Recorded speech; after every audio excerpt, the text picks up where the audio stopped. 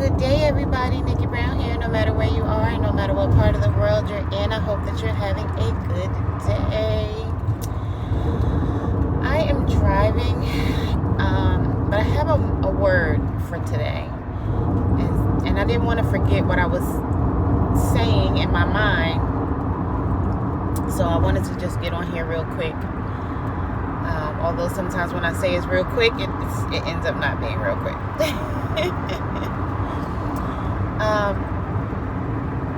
A lot of us live in fear, right? Whether you have money or not, whether you have a few $1,000s in the bank, tens of thousands of dollars in the bank, hundreds of thousands of dollars in the bank, millions of dollars in a trust account, whatever it is, wherever the money is, a 401k, wherever. Because even people with money live in fear, right? Some people who have money, they're afraid to spend the money. And a lot of this comes from childhood. We don't realize that in the womb, we're hearing words in the womb. We're hearing words as a child, and it shapes who we are. It shapes who we become. And we're not really being who we were truly meant to be before some of these things were said, before some of these words were spoken, before we heard some of these things. And I've said this before, perhaps in a different way, because it resonates differently with everybody, depending on how you say certain things, right?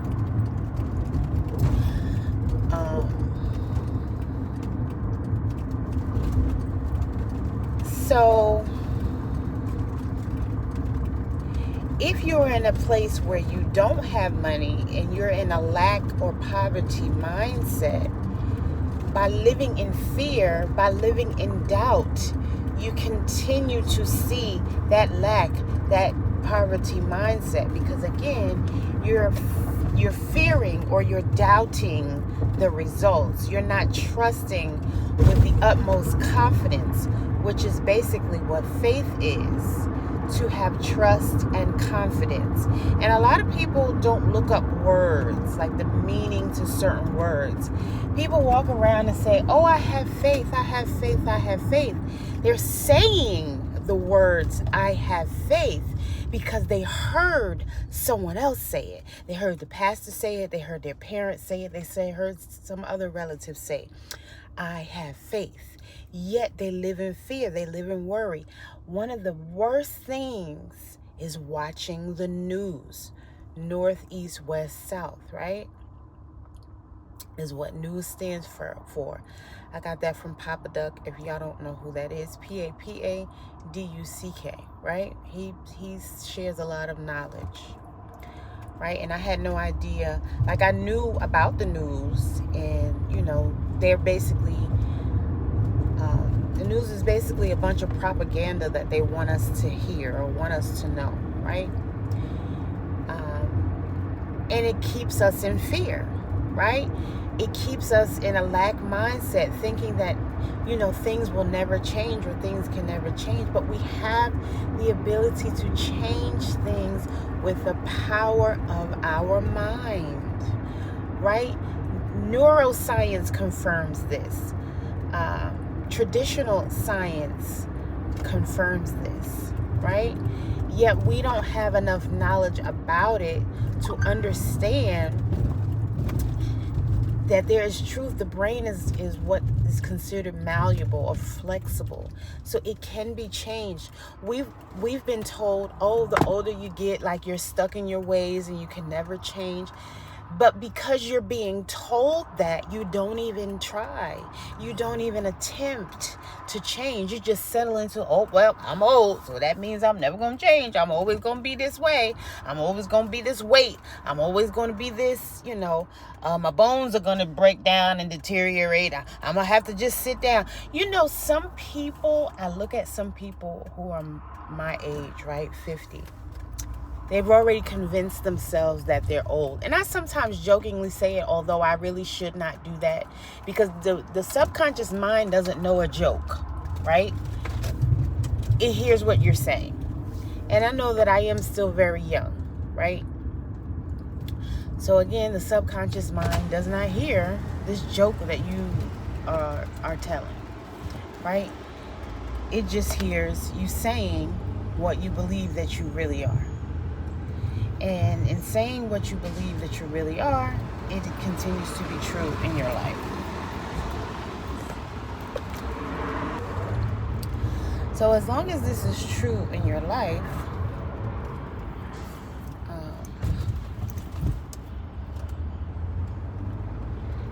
if it's true for you, it will continue to be true. Because you're saying that it's true. So your body naturally becomes it. You start to have the aches and pains. Although we know that exercise, eating healthy can combat some of these things. We've been told this for years. But we're not living in that truth. We're just settling for what somebody told us is to be true. Good morning. Hi. Good, how are you? You too, thank you. And so if you just settle for what people are telling you is true, it will be true. That's the best way to explain it. Again, our mind is very powerful. Our mind is a very powerful tool. And we speak things into existence. We make them true. We make them real with the power of our mind. And again, we don't realize that this is what we are doing.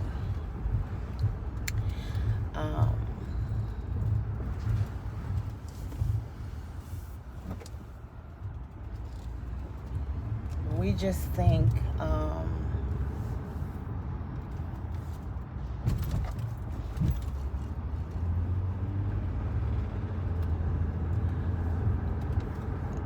that we're just saying things, and that, oh, I'm just joking. A lot of times we'll say, oh, I'm just joking. I was just playing. I didn't really mean it. Thank you. But again, your mind does not know that. Your mind does not know a joke.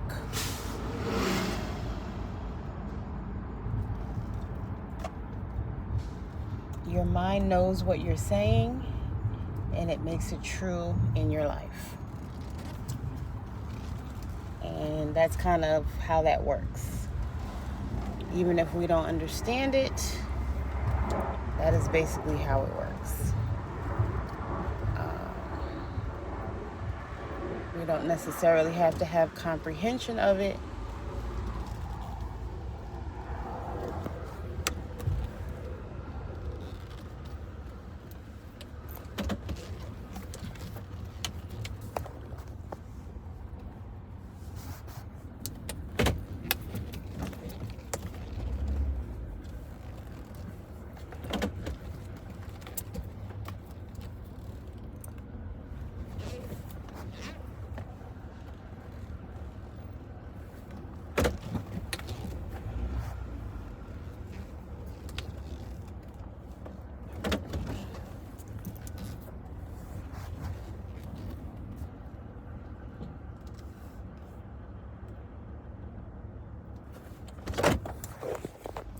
Sorry, I was parking. So we don't necessarily have to have an understanding of it. And a lot of times, if people, we're so judgmental and so critical that we don't believe anything that anybody says. If it wasn't like the pastor at church telling you and using the word God when he said it, it's like we don't believe it. We don't believe it to be true because we just don't have that understanding, and we don't want to learn anything new because that's what we've been taught. That if anybody says anything that goes against this thing, that you should not acknowledge it. You should deny it. You should get mad at the person for saying it. You should accuse them of being things that they're not, even though they could be telling you the truth, right? We were taught to fear the truth. So as I'm saying that you can make things better in your life with the power of your mind, I know that there's someone who's denying that fact, right? Who's gossiping and saying things that aren't true because they don't want to believe it. Because most people don't want to change, right? They want to be able to stay the same. They want to be able to be dishonest and gossip and then say, oh, well, I'm just going to be forgiven and all will be well and that's it, right? And they continue to stay in this comfortable cycle because as long as people are comfortable, you know, they can sleep in their comfortable bed, they have food to eat, you know, they can go out every once in a while, make, you know, pay all their bills. For some people, this is life, right? Maybe even add some traveling in there. Oh, this is life, right? They don't have genuine connections though, because if you can't be your true and authentic self and you're being dishonest with other people, you're not being your genuine and authentic self.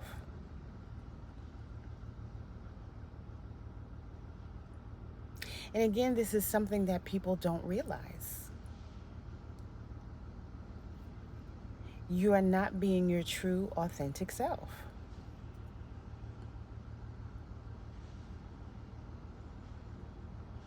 You're being dishonest. You're being dishonest about who you really are, how you really feel. Some people will shape themselves to become what someone else wants instead of teaching someone to accept you for the way that you are, for who you really are.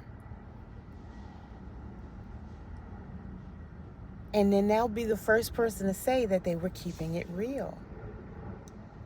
But how are you keeping it real if you're not being your true and authentic self? And then again, some people who are being their true and authentic self, there's always a scheme or a scam. There's something dishonest. And then these same people are wondering why certain things are not happening in their life. That's the best way to keep things away.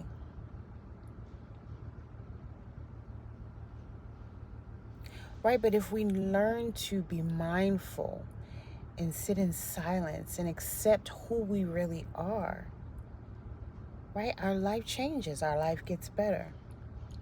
But most people are not going to take the time. They're going to say, oh, I can't. It's too hard. I don't know how to do it. They're not even going to try. Or they're going to listen to what somebody else said about the same thing. And again, they won't really even try. They'll just accept a failure, right? Although it's not a failure, it should be a lesson. But most people won't even learn the lesson. Because again, they've already made up their mind because they're afraid to do anything other than what they've already been doing. Anything other than what they've been raised to do and taught to do. So anything outside of that is like, oop, nope, not going to do it. And then again, there's judgment of other people for doing the same thing that they're afraid to do. And like I said, then the cycle just continues and continues and continues. And people don't realize why they are praying, right? If you understand the etymology of words, P-R-A-Y and P-R-E-Y, the subconscious mind doesn't know the difference. Just like M-O-R-N-I-N-G and M-O-U-R-N-I-N-G. Subconscious mind doesn't know the difference. Right?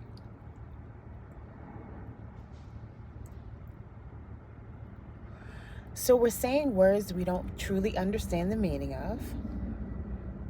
right? Like nice really means ignorant and uninformed. And again, I'm speaking etymology, right? Webster created a dictionary and he changed the meaning of certain words because, again, it's propaganda. They want people to think a certain way, so they make words mean a certain thing when truly the origin of the word means something completely different, and the subconscious mind hangs on to that, right? Like I hear a lot of people saying peace, and sometimes in an effort to meet people where they are, I may say it too. Oh, I'm real ashy. I may say peace too, right? But PEACE and PIECE, again, subconscious mind doesn't know the difference. So we're saying things that don't even serve a good purpose in our life, and we don't realize it. So when we pray or when we speak certain words, we don't realize that we're speaking certain things into existence by what we're saying. Why would you want a piece of something instead of the wholeness of it? And again, people are going to...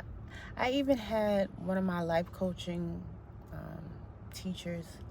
She didn't like that I said these things coming from a place of etymology. And of course, she wanted to tell me that I was wrong. And when I challenged the fact, and even challenged her to do the research, she just got mad at me and said, oh, well, just start your own, do your own thing. But basically, don't come here and tell me because this is this and this is this, right? And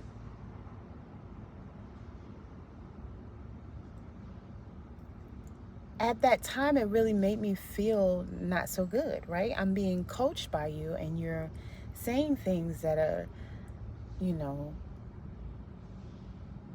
is the reason I'm here in the first place, right? I even had somebody, one of the things that I started calling myself is Empress Shalithia, right? My first name. And I think maybe even someone else said that to me first, but I could be wrong. Because I've gone through so many spiritual teachers, and their goal is to build you up, right? And so me calling myself Empress Shalithia, someone said, oh, princess, like you're supposed to be coaching me and helping me. Why are you at the same time trying to belittle me or knock me down?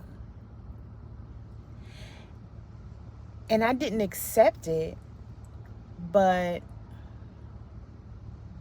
even those spiritual teachers, those spiritual guides, those people that are supposed to be helping you, because they feel some kind of way, because they're triggered by maybe certain words that you're saying or using, they may try to knock you down as well and bring you down because they want you to put them on a pedestal.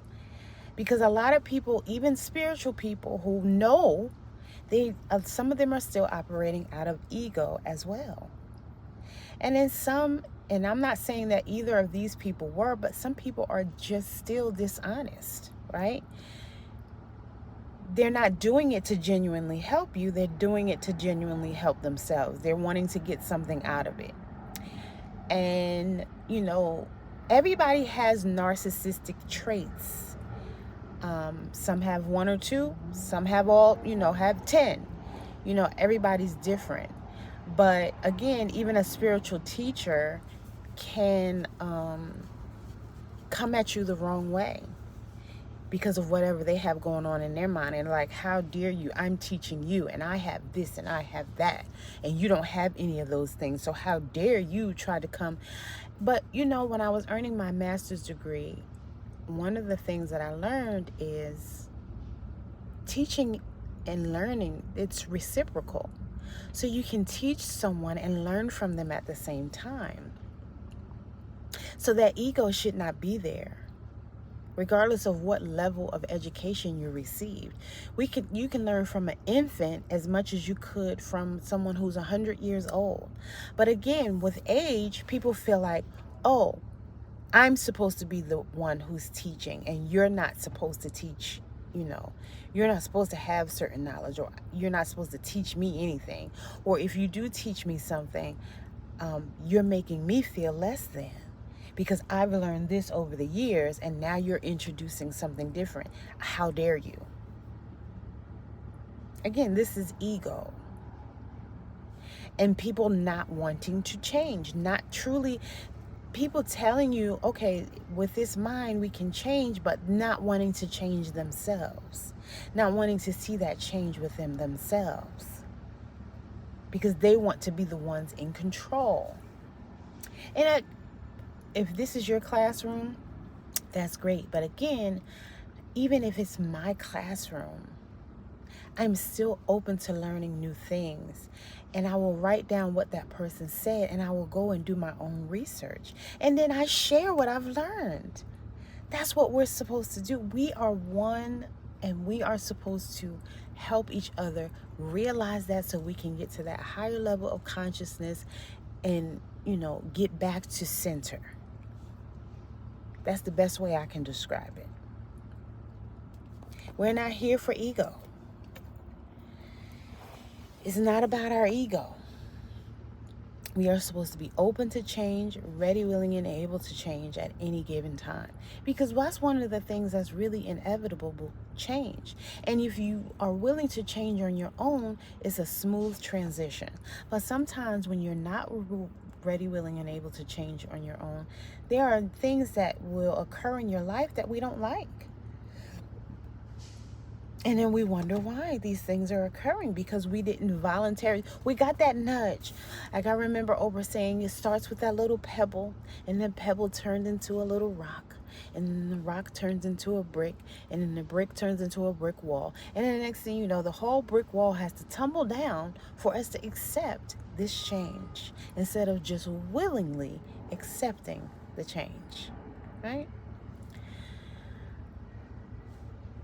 So this is just me encouraging people. Don't let the whole brick wall fall down on your head. Don't be so stubborn and unwilling to change. I hear people say all the time, like I said, people who are closer to my age, they've already settled. Like, oh, I'll never have that body again, or, but you can have that body again. It's easy to lose weight. Change the way you eat. Incorporate some type of exercise, even if it's just walking 15 minutes a day. A lot of people don't realize that we eat a lot of carbohydrates, right? And those carbohydrates turn into sugar in the body. I remember I had someone I know, she was eating salads every day, and she was like, oh, I keep eating these salads, but I don't know why I'm not losing weight. So I said, well, what are you putting on your salad? And she told me everything she was putting on her salad. Salad dressing is one of the things. Most dressings and sauces and soups and all the things, they have a lot of sugar in them. Sugar turns into fat in the body. Also, she was eating croutons on her salad. But the amount of croutons that she was putting on her salad every day, it was equivalent to like a loaf of bread. Right? When you're looking to lose weight, again, carbs turn into sugar, whether it be potato chips, potatoes, rice, pasta, bread. All of these things turn into sugar in the body, and some people's bodies are not necessarily able to digest all this sugar. And then you've eaten breakfast, right? You had bacon, eggs, and say toast, right? Then you eat lunch because somebody told you that you're supposed to eat lunch at 12 o'clock. You're not even hungry. You're still full from breakfast. But because somebody said, oh, it's time to eat, like the mice, I think when they rang the bell, who was that did that experiment? I can't think of it right now, but when they rang the bell, the mice would immediately, I think, eat or something like that. And then if they didn't ring the bell, the mice didn't. I can't remember the experiment, but anyway, it's that same concept. That's why they ring the bell in school. When we're in school, it's like, oh, it's lunchtime, time to eat. Ding, ding, ding, ding, ding. Time to change classes. Ding, ding, ding, ding, ding. They know how to program the mind. And so again, you even when you get to work, you're still now doing the same thing. Oh, It's 11 o'clock. It's 12 o'clock. It's time to eat. And again, you're still full from breakfast. And so now you're piling more food on top of it. And you're probably going to have some rice or some pasta or some, chips, cookies, crackers. And your body still hasn't digested the breakfast. So now you're putting more food on top of that. Then you're going to eat dinner. Again, more rice, more pasta, more potatoes. And again, your body's still working on digesting breakfast. Matter of fact, your body might still be working on digesting, what's today, Wednesday? Your body might still be working on digesting what you ate on Monday. Right? When in reality, every time we eat something, it should come out, within a certain period of time. I think it's a couple hours. So each meal that you eat, you should have a release. But most people's bodies are not functioning that way. Right? Because we're overeating. We're not eating to live, we're living to eat. Right? There's a book, How to Eat to Live, and it talks about eating one meal a day. Right? And it should be one healthy meal. Preferably, mainly things that either grow from a tree or from the ground. Right? But again, most people are not eating that way. We're eating breakfast, lunch, dinner, snacks in between.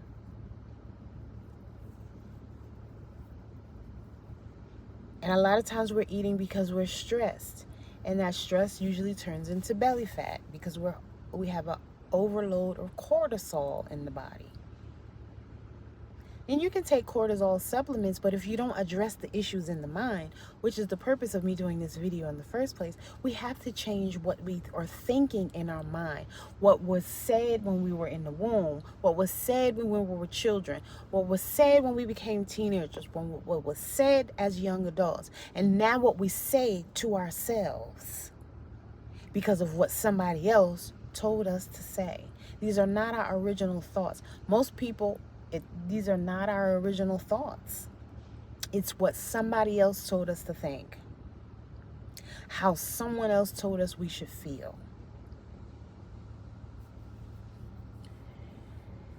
And of course, people like to judge the messenger. But all what I've been saying for years, you don't have to listen to me. Do your own research. Find out for yourself. Don't just deny what I'm saying and saying, oh, I'm crazy, I don't know what I'm talking about. Right? Do your own research. But you probably don't want to. Or you're probably just going to rebel against it because I'm saying that you should. And all of those things are fine. We all have free will and we can choose to show up however we want to. And so if you don't want to do it, don't.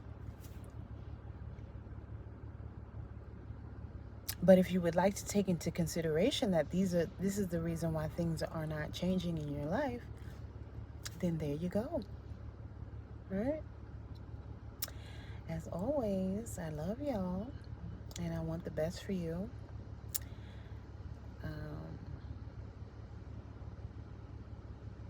This conversation didn't go exactly the way that I wanted it to go. I kind of went in a different direction than I originally thought, but all the things that I've learned over the years, I'm ready, willing, and able to share them.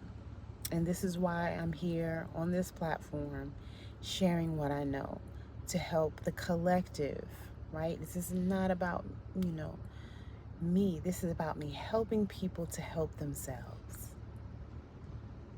And that's what I love doing. So I'm sharing this good word today, and I hope that it was helpful to those who wanted to hear it. As always, love y'all. Later. Mwah.